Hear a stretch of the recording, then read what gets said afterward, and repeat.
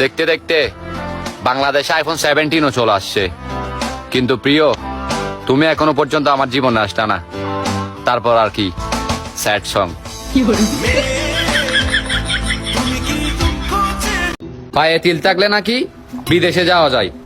আচ্ছা, এয়ারপোর্টে গিয়ে পাসপোর্ট না দেখিয়ে পায়ের তিলটা দেখালে কি হবে? অনেক গবেষণা করার পর বুঝতে পারলাম, রাতে চোখ বন্ধ করলে নয়, মোবাইল বন্ধ করলে ঘুম আসে। মরুভূমির আরেক নাম আমার ইনবক্স।